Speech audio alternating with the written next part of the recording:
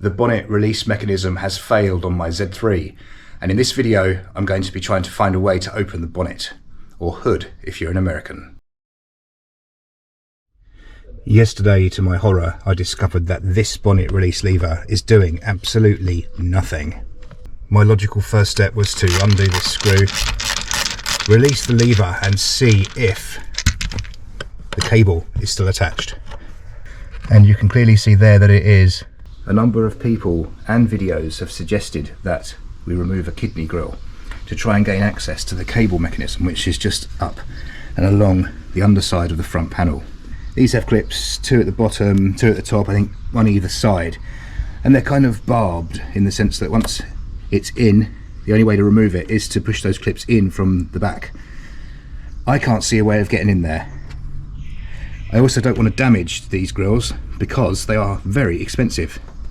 If these were just 20 quid, I'd just break all these fins off and reach in, but they're not, they're more like £100. Now this seems to leave me with no other alternative than to go at it from underneath. There is a positive to this because the plastic tray that goes across behind the radiator is something I was going to look at anyway, because all the bolts that secure it have corroded and pretty much turned to nothing, and I'm going to be replacing all those bolts. I also noticed there's quite a build-up of leaves behind there, so I wanted to kind of get in there and clean it up anyway. I've jacked the car up on the right hand side and made it safe with an axle stand. And the plastic under tray in question is this one here, right up front.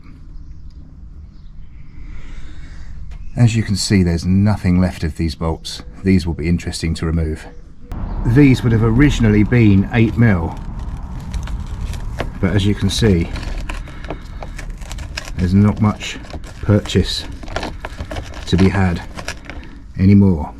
We're now in a situation where the bolt heads are actually in between an 8 and a 7. I can't smash a 7 over it because there's too much movement. There's nothing fixed to kind of hammer against, but I've managed to get some mole grips on here, and it's going to be a case of removing them like this. The three on the right hand side are out. They fought all the way. One of them had to be drilled. Unfortunately, one drill bit did snap, flicked up and made this hole, but the piece should still be in there somewhere, so I can just place that back in and melt that back into place. Now for the other side. This is not fun. This one's not so bad because it's not in a recess.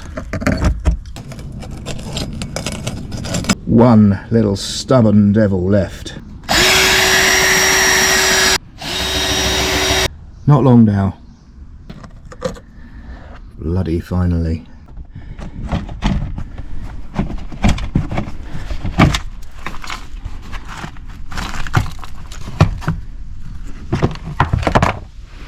The effort involved to get that off was disproportionate to what it actually is.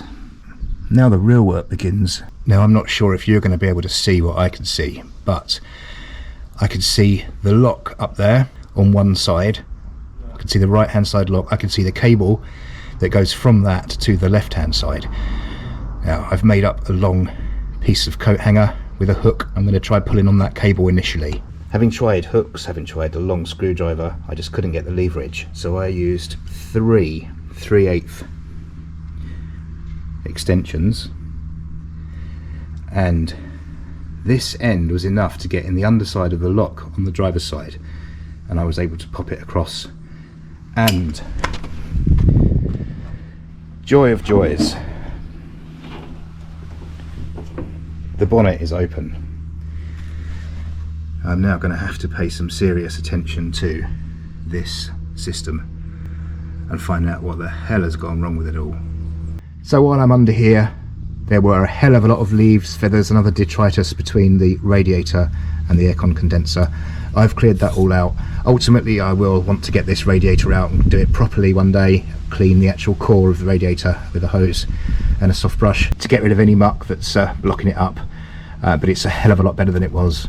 Feeling really dishevelled after having been crawling around under there for quite a while trying to get that bonnet open, I'm now off to BMW to get the new bolts here, these 8mm bolts, and then I can get this refitted.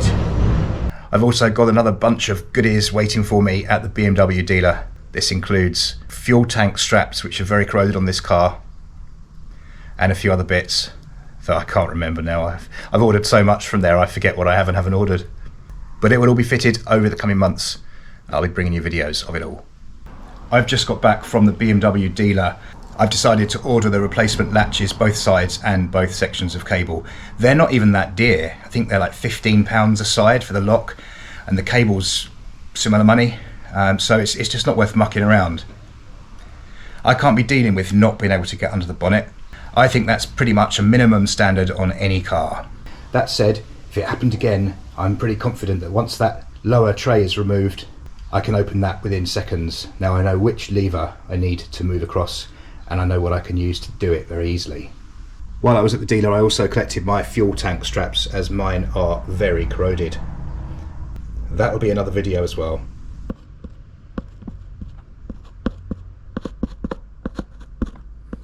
And I've also successfully stitched that little piece back in there with a soldering iron. And as you can see from underneath, you'd barely know that that had happened. So that is it for another video. I try to think of this as a project and not a money pit. Thank you very much for watching. See you again soon.